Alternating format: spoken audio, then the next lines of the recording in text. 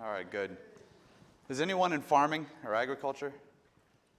There's a disproportionate ratio of hands going up. Yeah? Okay, good. So keep me honest if I say anything that's not accurate. I wish I could answer all the questions that were supposed to be answered in the flyer, but what are we going to do if hackers steal our food? Did anyone watch the keynote also? Who watched the keynote? Great opening, I think. So many good points there.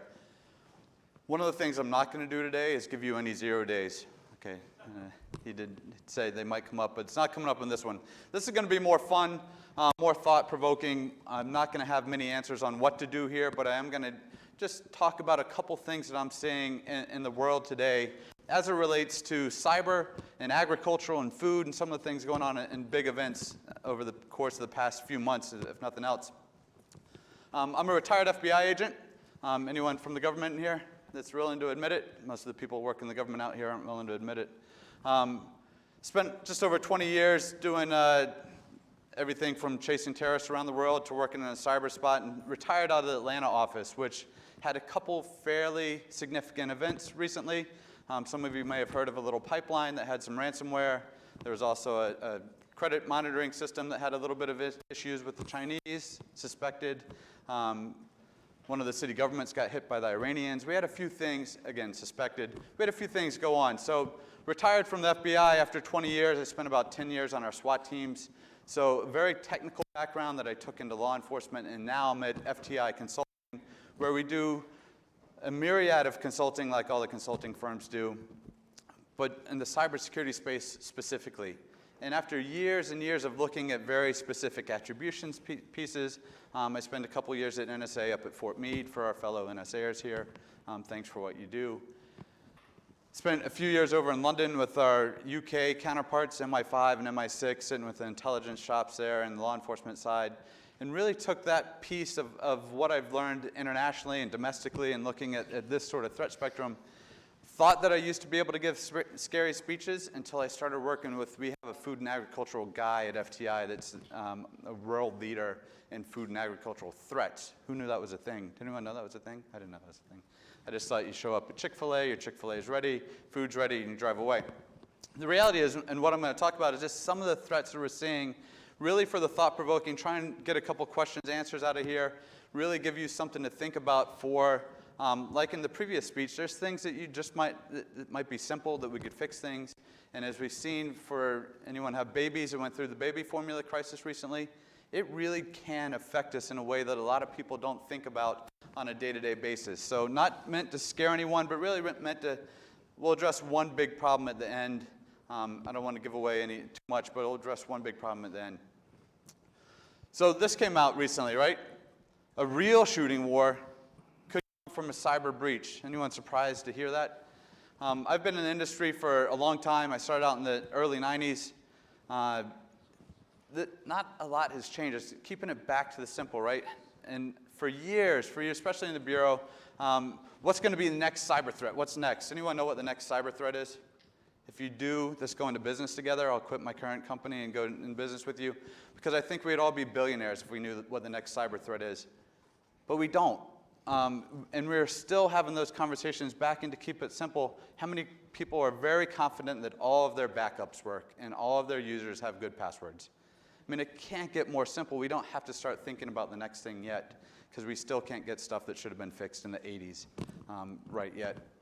So when you see this thing like, oh man, a real shooting war is coming from cyber, it's more than likely going to end up, and what we're seeing and what we've known for years, anyone heard of NotPetya? Okay, little bit of an issue for someone that wanted electricity in the Ukraine before they went to war with them. We've seen this already. This isn't new, but it's still getting press on a daily basis. So the people that make decisions in our lives, our bosses, our CISOs, our CEOs, our boardrooms, are concerned when they see the President of the United States coming out with this, and probably rightfully so. And we've seen that. So one of the pieces of the agricultural world is how it fuels forward, right? Anyone deal with commodities? Anyone trade in commodities? I certainly don't, because it's really, really confusing. Pork bellies and all the stuff that made it out years ago, like very, very confusing. But what I do know is that having lived in Europe, A large portion of the farm and agriculture comes from Ukraine and Eastern Europe, and it goes back across the Western. A lot of ours comes from where? Where does our agriculture come from? Where? Midwest. Where else? South America. Right? It comes from all over the place. South America, huge, right?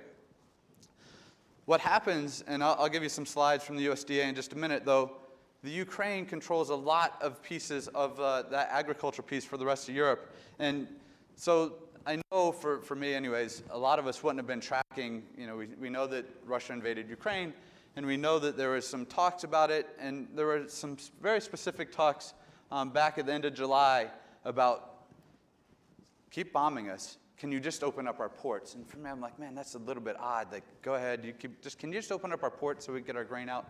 But you think about how the world's agriculture moves around, and the stuff that comes from the Ukraine, that is what I've learned, is comes from the Ukraine, grain goes down, some of the fertilizer, all that stuff goes down to South America. South America then fertilizes our crops for next year. Next year, that food comes up to America and goes throughout the world. The crops from the Ukraine goes across Europe. So what happens if you can't get that grain out of the Ukraine or places that are growing those sort of things and responsible for fertilizer?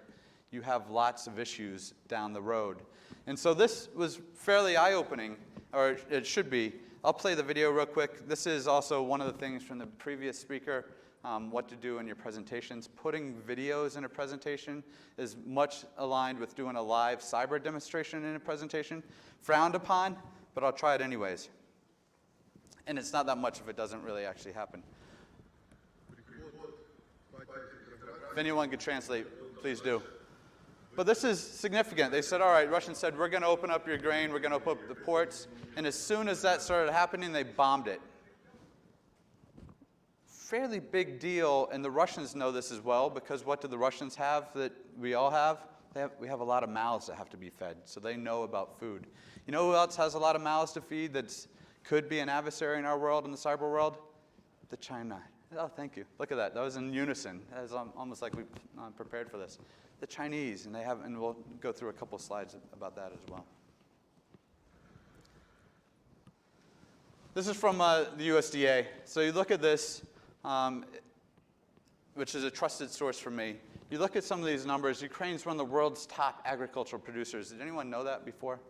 Anyone think about that as a threat to what we're doing? You did? Are you in agriculture? No, but I did hear about that. All right, good. I was hoping someone would have agricultural background and be like, that's Todd, that's ridiculous, that's not true.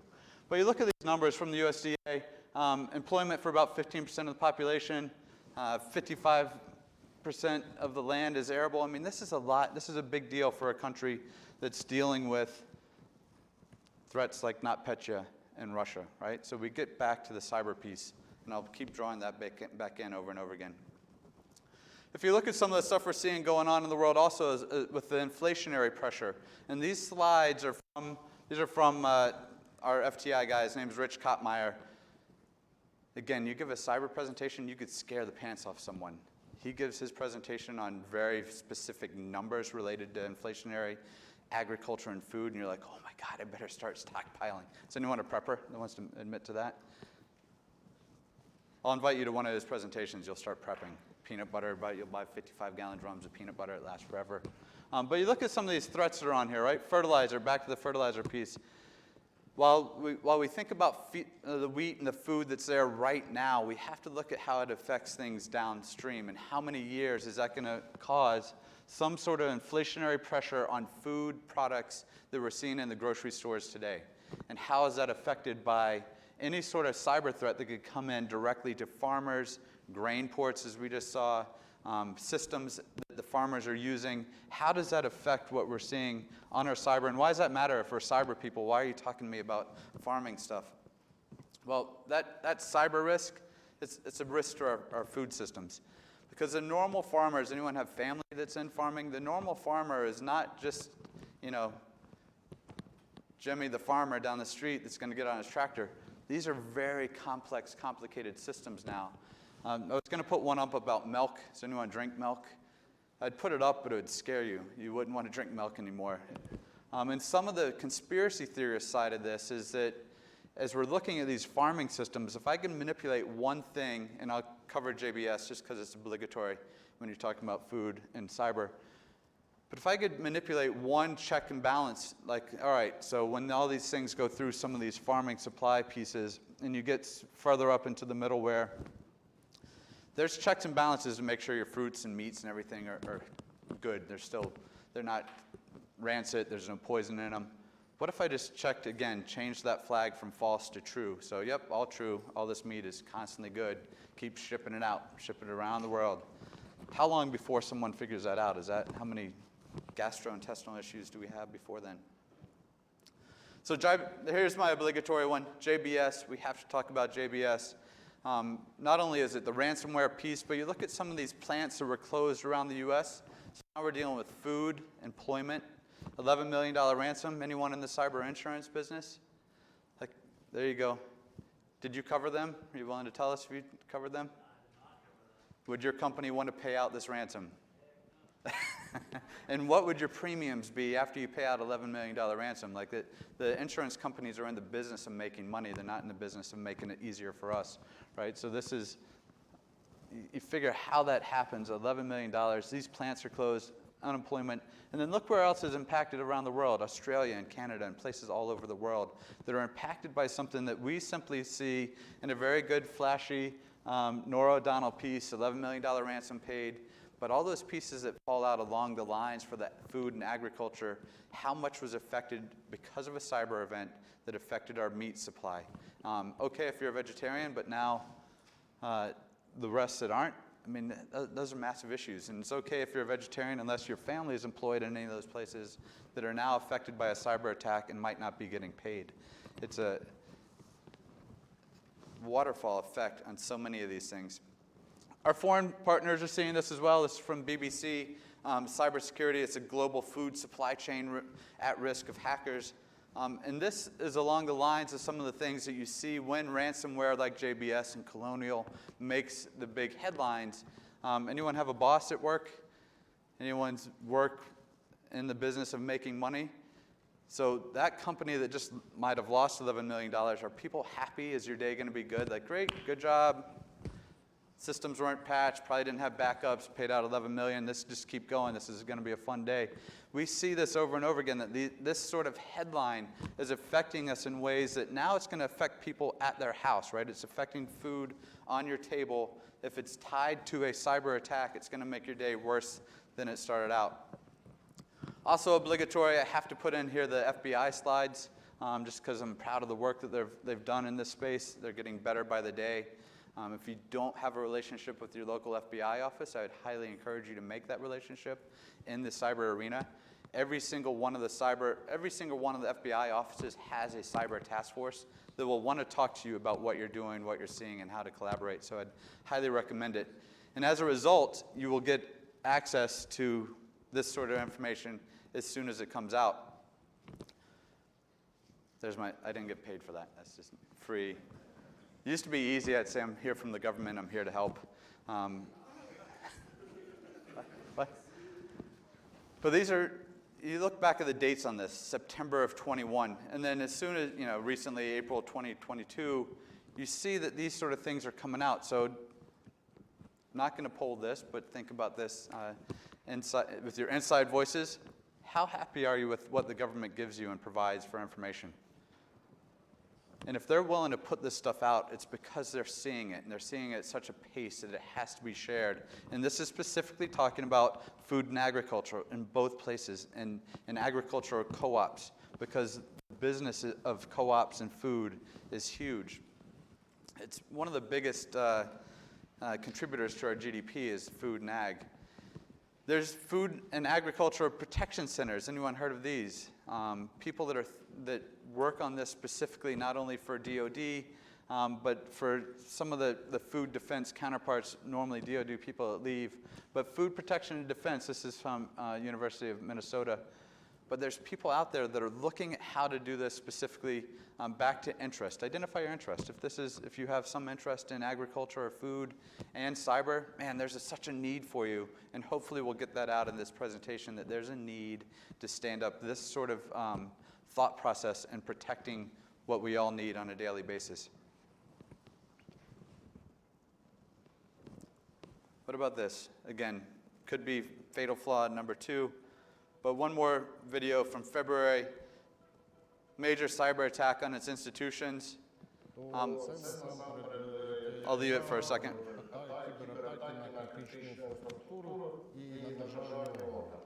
Тобто мета перших це фактично дестабілізація. Тобто, якщо ми розуміємо, що не працюють, скажімо, банківські послуги, і якщо ти не можеш розрахуватися там. Hopefully the little cyber words look like your sock right now, just cyber words left and right. І якщо це супроводжується атакою на державні сайти, то виходить, що громадяни не можуть отримати інформацію. Саме тому фактично кібератака, гібридна така атака, вона може стати причиною того, що наступним кроком суспільство в шоці, держава нібито не контролює ситуацію всередині України, державні органи, і відповідно це, скажімо, привід для того, щоб вводити війська. And so I put that in there. One of the things that I do in my presentation is I pull from a bunch of different news sources just so that it's not slanted one way or another. I try to make it so it's not slanted one way or another. But this overlaps with exactly what Biden said in our first slide, right? Is that if our country can't have some sort of faith in that our systems are safe and sound, and then you can't get food, and some irrational decision maker decides to send in troops, it's a possibility, and it's what we're seeing.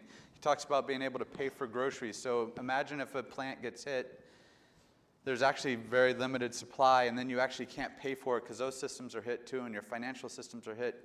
It's really looking at how that whole ecosystem of food and cyber and banking and all those pieces tie together, and they were seeing it. That's what they were seeing happen to them.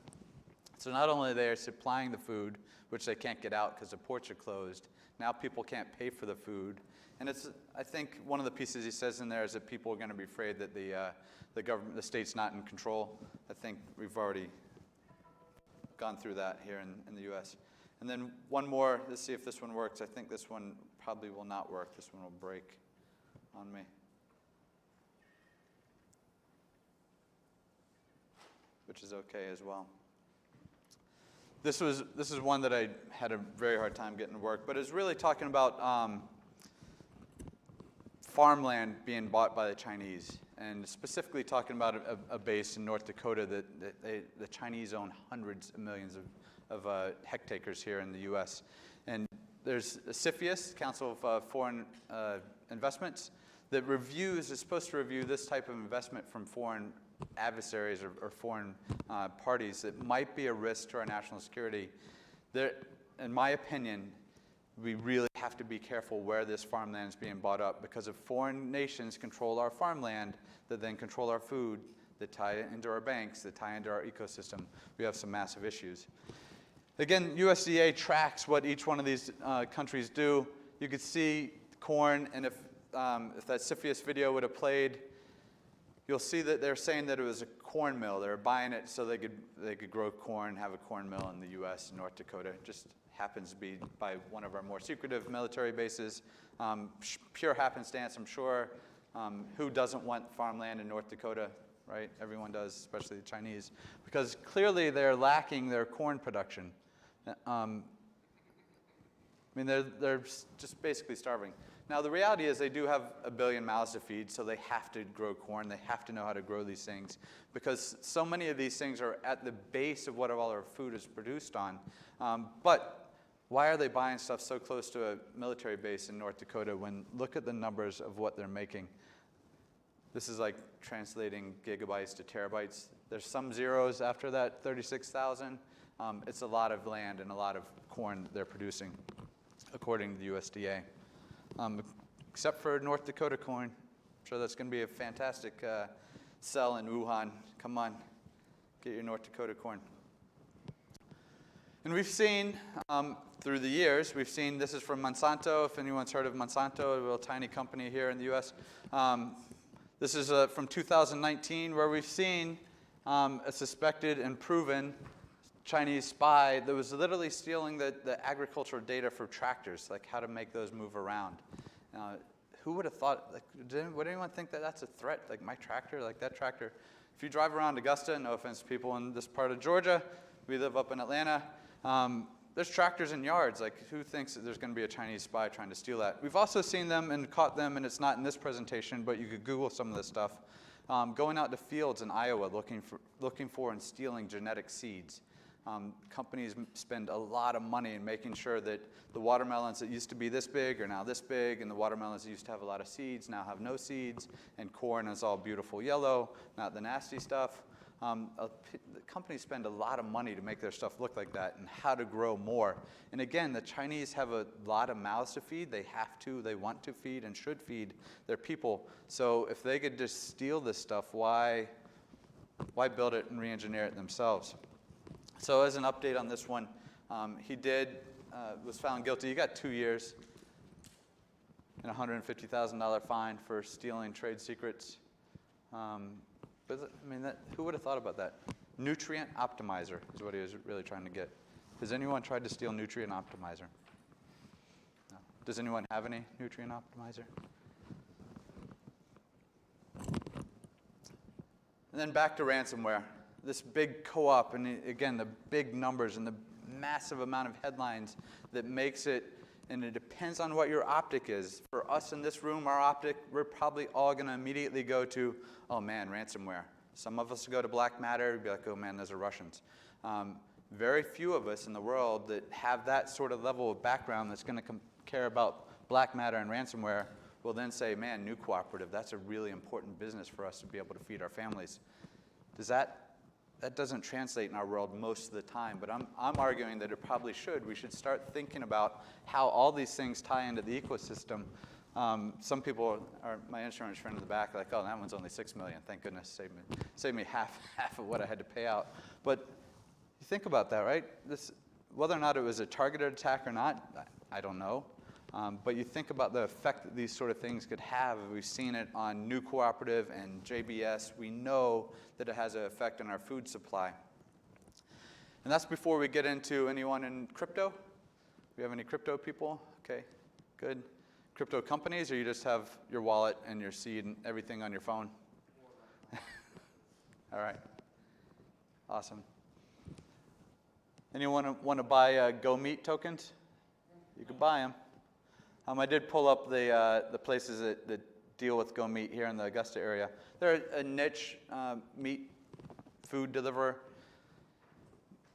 trying to focus on halal type stuff.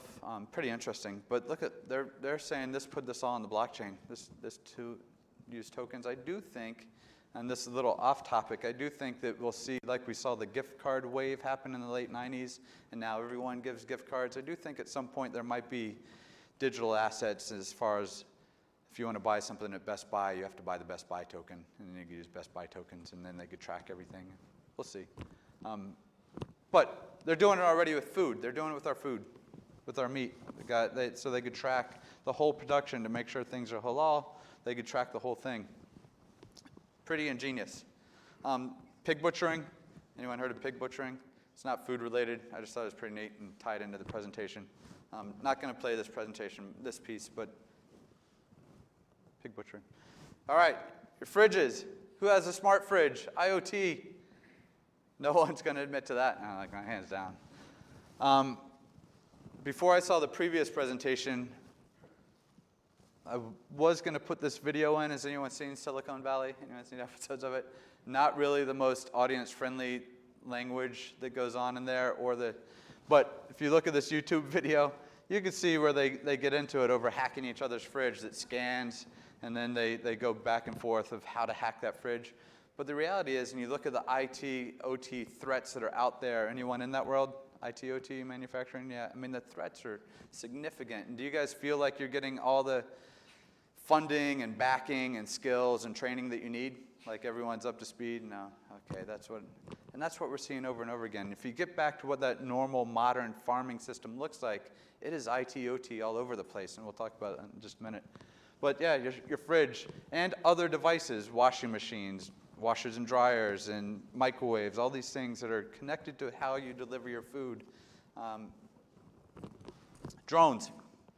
Who's a drone operator? Drone pilot, registered, all right. Drones in agriculture, if you haven't ever looked at these things, fascinating as well. I mean, they could deliver fertilizer, they could see crops. I'll show you a picture in just a second of what they look at on a field. It's fascinating. But has anyone seen Hack the Drones? Or the cameras that are out there that could control a drone now, right? Or you think about some of the government capabilities that you could geofence an area off and know.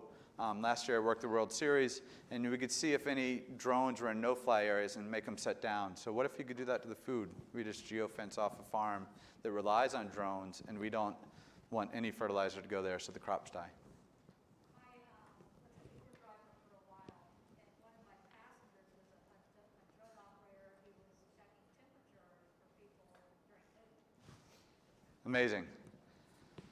I didn't know that was happening. So we're supposed to walk around. I did see a couple people with tinfoil hats over my years.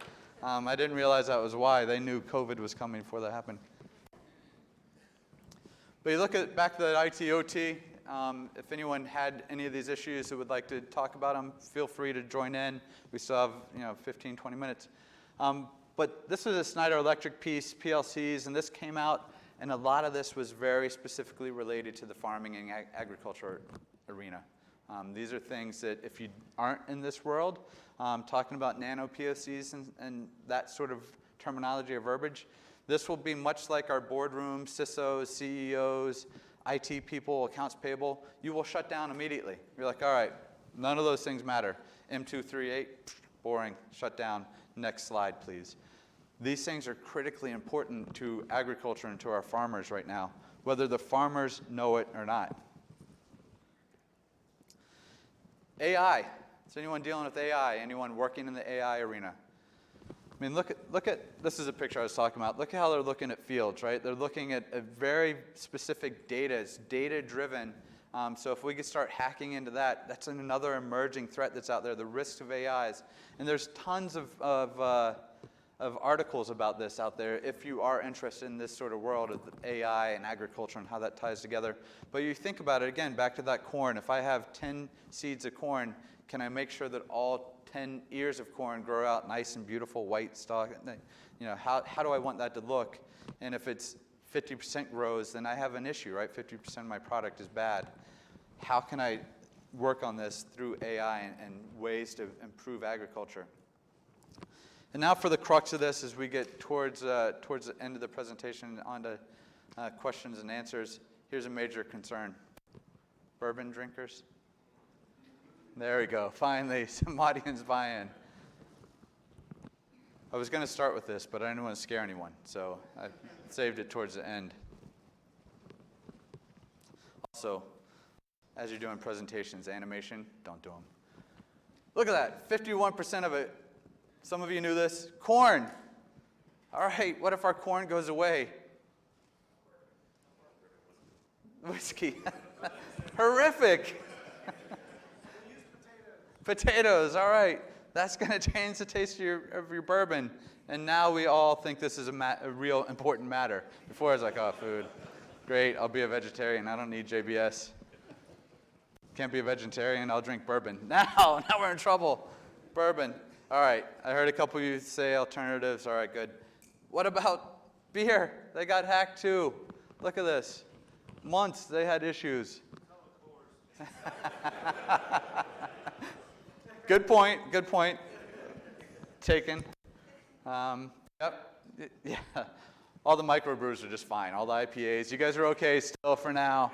As long as you don't like Coors or bourbon, you're not in trouble. But you think about, look at the numbers here. Just 2 million hectoliters. That sounds like a lot. I don't know how many cans that is, but it sounds like a lot. 120 million, 140 million EBITDA. Like those numbers. Who here would be interested in working if you could take 50% of that just to help them through that with your cyber skills, right? Most people. If you're not, we could talk to them about just contract negotiations. That's a whole different presentation. That's another hour. Some takeaways that I want you to have here. The supply chain's vulnerable, right? It's it's beyond just showing up in that Chick-fil-A drive-thru and food getting delivered and everything's good, right? We've seen it firsthand recently. Within this year, we've seen the baby food issues. We've seen JBS hit. And there's enough right now so that we don't have to worry, but what's the the downstream effects going to be of wars and geopolitical issues? And if they know that that's happening, can they attack our systems because they know that we're having food issues? Farmers, again, it's not just Todd the farmer that drives a tractor anymore, just going to get out and sow some hay. No, the technology they're using is everything from drones to AI to ITOT. All the things that is very interesting to us is probably very uninteresting to the people that are responsible for it. We have to be aware of that. The war in Ukraine is a good example of what's happening. And then the realization, as I've shown you, that the governments care. People are out there thinking about it. There are private industry places that are trying to work on this threat and how can we do this together with the skill set and brains that we have in the room to help protect something that I should have taken a poll who eats or drinks in the room first, but I think I would have got 100% because we need this, right? It's not something that's just a nice thing. I did want to add this in because the title of the presentation is What Can We Do? Any lawyers? Do we have lawyers in the room? No one's going to admit that. Like they'd rather admit crypto or bourbon drinkers than be a lawyer. But in reality, in my world, in my experience, we all need our lawyers on our side when we're dealing with cyber. Again, in a very different world. We will have the best. Anyone doing intrusion response? Who's on the intrusion response side? Lawyers always give you the hard drives and machines that you actually want, right, and need. They just, oh yeah, here you go. I didn't know you wanted this. Here you go. We need the lawyers on our side from the beginning in anything we're doing in cyber, in my opinion, in my experience. The more we have them on our side and have plans approved ahead of time, the better off we are. Because when that attack does happen, the lawyers will make the decisions frequently whether or not you're getting the forensics that you actually need, the logs that you need, the interviews of people that you need, the things that you need. Make sure you have communications teams. So when you are JBS and when things go sideways, are you guys just going to be like, oh, well, that sucks. It sucks for my customers, my shareholders, my creditors, my debtors, everyone. Sorry. Fact is, and we've learned it recently, that you have to have a communications team that could be willing to talk to lots of different people and different levels of skill sets and knowledge and care. Have your forensic team and your IT team ready and practicing these things. It is back to the basics, and I say this like I've probably been saying this for 20 plus years. You have to practice this. You have to keep those things simple. Oh man, wow, we're going to do another ransomware drill? No, you do that because you learn something every single time. And is your IT team going to be some experts in the room, or is it going to be Best Buy? Who are you going to use? FTI Consulting. Who is it going to be that you're going to use? Know that ahead of time. Know your outside vendors and who's going to provide that assistance. If you have endpoint detection, you have SIEM solutions and SOCs, frequently, if anyone's doing all those things from one company alone and one point of contact, more power to you. I'd love to hear how you do that. But the reality is no one's doing that by themselves. Know who those vendors are. Know who you're going to call for assistance immediately. Because when your food does disappear, you're going to wonder what happened and you're not going to know who to call. Practice that out. And then these sort of presentations, these sort of conferences, we need to help educate each other. I agree 100% with what the previous speaker said. We have a glut. This is not, the number of people that are willing to come out and talk about this sort of thing on a Saturday morning. I hand it to you and I thank you guys for doing this because this is a small subset of society and everything that we're doing is moving this direction. So we need to keep educating people from our kids to our elderly friends and family. We have to help protect them. It's a team sport. Collaboration, cyber, team sport, you got to build that trust. You got to build those relationships before something goes sideways. Figure out who you could trust. You guys in the room have a lot of cyber skills. Do you all trust each other right now? Probably not. Maybe. Hopefully your coworker next to you do. Otherwise, we could also talk about that afterwards. But these are complex threats. These aren't simple, cut and dry, like, oh, well, you didn't turn that switch on. These are very complicated, complex threats. And I will leave you, this is my contact information. Also, could be a fatal flaw in a presentation, actually giving out contact information, but something as you're learning to do presentations, decide whether or not you want to put that on there. With that, Am I asking the questions or are they asking the questions? I'm asking the questions. Oh, wow. A trivia question. All right. Let's go with good questions. Yes. So given, global economies, supply chains, about everything, whether it's food, technology, the list goes on, where do you rank this in terms of top 10, top 5, major problems that need to be addressed? Right now, resources are finite. Yeah, yeah. Good. You can't address every single thing. Great question. So the question was, where do I see this in a priority, right? Of top 1 through 10, because resources are finite. We have to be able to address things that you clearly want to go to work and get paid tomorrow. What do I have to address first? I would say this should be a high priority, but my guess is there aren't enough people in the space looking at this to make sure that things don't happen. And I think as long as low-hanging fruit like ransomware keeps happening, that'll start bringing attention. But I think that community, that segment of the world, will probably not put it high on their priority list for some period of time, right? Because you think about the burn and churn of farming community as a whole, and then getting that processed and then getting that delivered. There's so many pieces of that supply chain that are a threat. And you could do this as a supply chain threat presentation. It just happens to be focused on ag. And so then do you focus on supply chain? So great question. Does that one qualify for a good question? I have to judge whether or not? All right. Lock picking or a USB-C Wi-Fi adapter? All right. Thank you. All right. Yes, sir. Question for a slide. You had one called emerging threats that talked about PLCs and PLC. Could you put that back up? I sure can.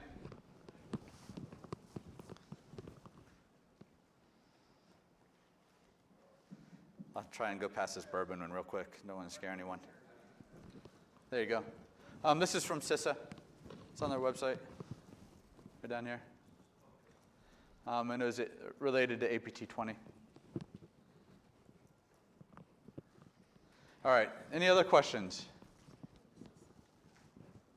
No. Come on. One more. There we go.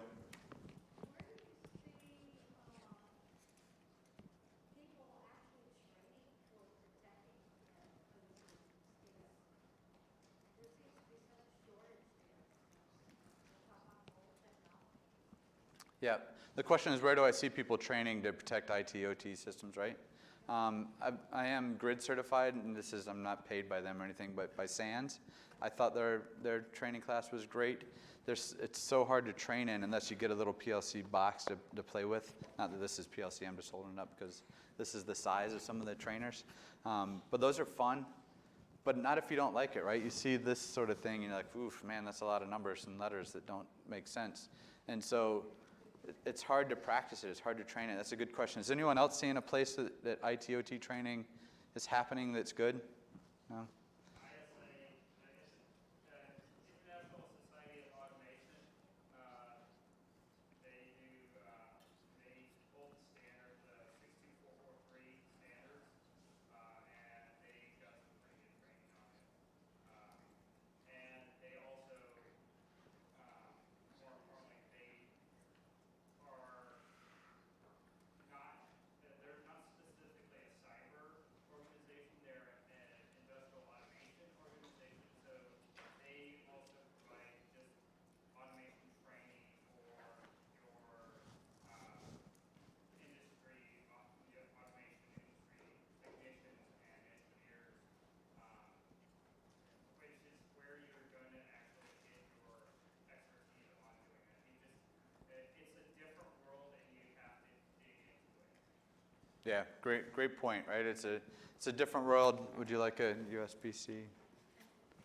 Thank you. It is a different world, right? Where does cybersecurity blend with the IT/OT automation piece, and how do you actually get that training? When you start digging into it, at least my experience is, it does get back to more cybery stuff, but being able to dig into it, that's the hard part, understanding how they all tie together, where they tie together, and what's important. That's hard. And if you're talking ICS, specific DHS, specific office, I think it's out in Boise somewhere, or Idaho. So if it's specific to ICS,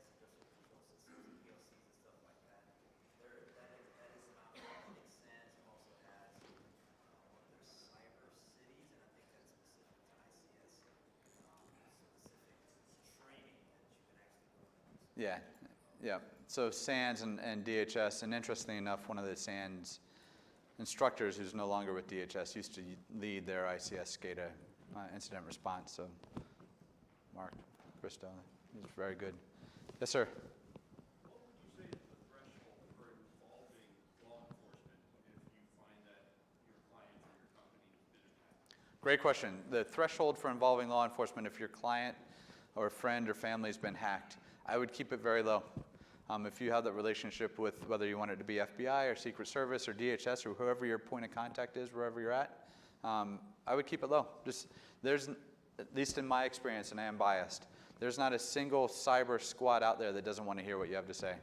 And you could say this, hypothetically, company X might have suffered this. What do you think? Does this matter? Do you want to investigate it? And doesn't mean that they won't necessarily take it and give you something back, but they will take it and see if it ties in anything bigger and then decide if that needs to be addressed. But I would keep it low. I mean, obviously, if your Amazon password gets stolen, probably not. But if it is a company that's going through some sort of breach, yeah, I'd keep it low. I say that now because I don't want to take the call anymore. So that deserves a prize, right? Absolutely. Got a few more questions for Todd? Any more, or it's time for hallway con? Yes, sir. So as the insurance guy there, I'm curious, you're in the FBI, you're working on these incidents. What would you say the ratio was for people that had appropriate cyber liability coverage versus partial coverage versus no coverage at all? Yeah, that's a great question. Did you guys hear the question? Who has the right amount of insurance coverage, right? What's my experience? Now that I've seen both sides, I've seen the government side and now the consulting side, what they tell us on the government side was nowhere near all the stuff that you learn in the industry side. And so I didn't see very much of what happened other than can you recover my money from the government side. Now on the corporate side, I do see that places probably aren't reading their riders completely and that they probably need more coverage than they actually have. Probably not far off from auto insurance or some of the other insurance pieces.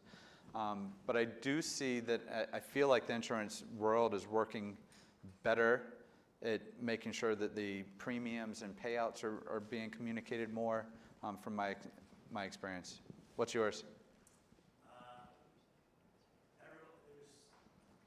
The experience basically is not enough companies understand how serious it can get, how expensive a breach can get. Carriers can't get enough premium to cover the losses. Yep. What used to be a 2 or 3 questionnaire to get some cyber coverage has turned into a 2 or 3 page, which just turned into a 10 page, which turns into additional supplementals depending on what you have, how many records you have, what security protocols you have in place. It's the renewals that we're looking at, that policy that we're placing are usually 25%. It's a good renewal. 100% increases are super common. It's just the insurance can't keep up with the new ways that people are getting their lunch daily, basically. So. Agreed, and I think it's going to be a fascinating space to watch, and the same thing you see it now down in Florida now with Ian, right? How's that going to affect the hurricane insurance down there? You have these massive payouts. Companies have to keep up. They want to protect you, but they have to keep up. How are they going to do that? It's going to be an interesting space. You think we'll move to some sort of government-backed cyber insurance? The government's way too far behind. They're way too far behind on putting standards in place with frameworks, because Congress can't get anything done. We're here to help. Right. Thank you. Yes. Yeah. We can segue in that. We'll be here till sometime tomorrow for those of you who'd like to stay. Thank you for your time. Thanks for listening. Hopefully just a couple thoughts came out of this. Thank you. Thank you, Todd.